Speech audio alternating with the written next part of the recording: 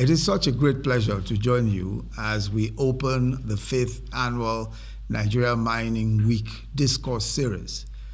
The theme, Top 7 Reasons to Invest in Nigeria's Mining Sector, is really quite an intriguing one because it really does focus our attention on what has been the main objective of our exertions as a government in the mining sector in the past few years, and that is attracting local and foreign investment to our mining sector.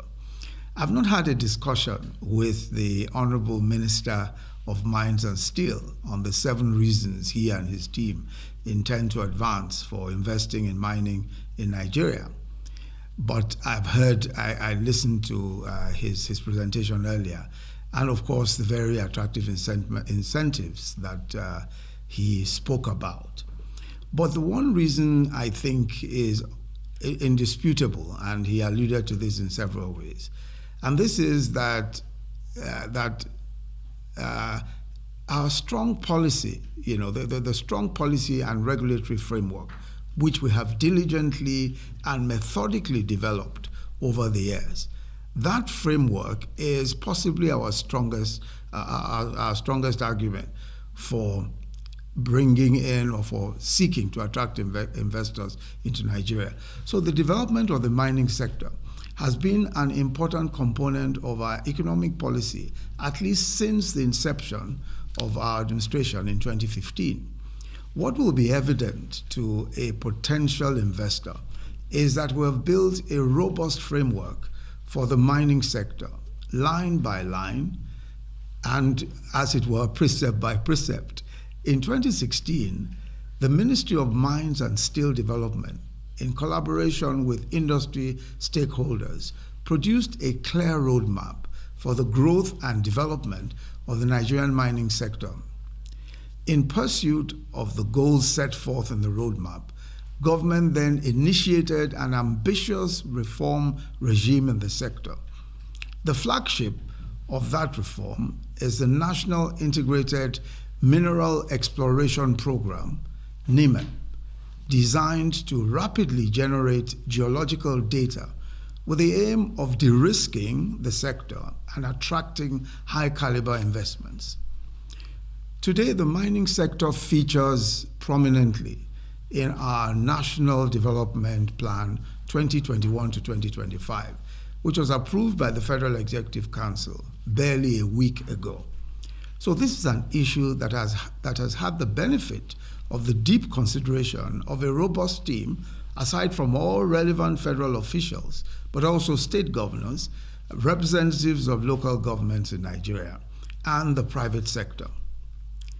As we deepen our efforts to revitalize the mining sector, we are doing so with lessons learned from a half-century of resource extraction.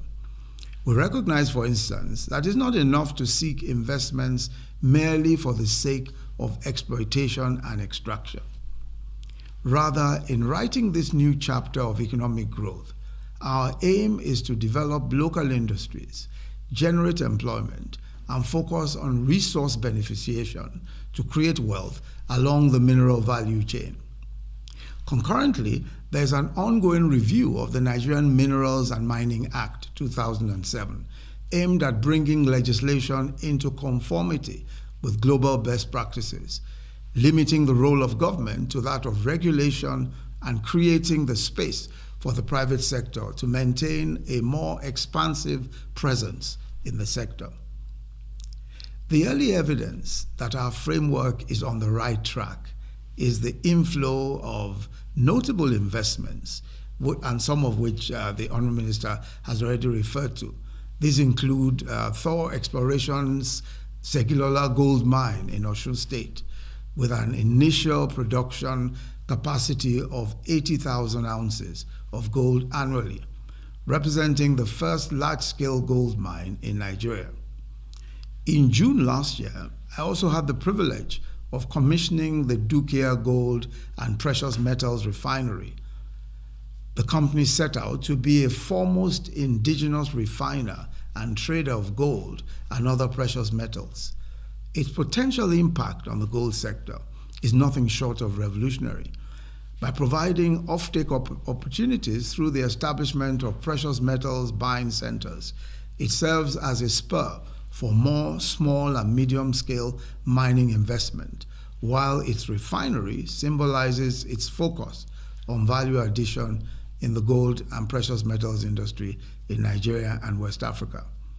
A similarly remarkable investment is the integrated iron ore mining and processing plant set up by the African Natural Resources and Mines Limited in Kaduna, which has an initial production capacity of 4.7 million tons of iron per annum, and will scale up to 5.88 million tons per annum. It is significant that within the space of a year, we have recorded a 26.7% increase in revenue generation from 2.559 billion in 2019, that's billion naira, to 3.242 billion naira in 2020. But while this is encouraging, we recognize that there is still a lot of work to be done. That is why this forum is so important. We're privileged to have in attendance so many distinguished experts and resource persons that deeply understand governance vis-a-vis the mining sector in Nigeria. And you're all leaders in this field, and I'm confident that your knowledge, experience, and expertise will provide important insights for optimizing the Nigerian mining sector. I must say that the Honorable Minister of Mines and Steel, Architect Olamilekan Adegbite, and his Minister of State, Dr. Uchechukwu and their team deserve very, very hearty congratulations and commendations for the very hard work that they have done, and their focus and the way that they have used they've used tremendous insight locally and internationally to advance all of the interests of the mining sector in Nigeria.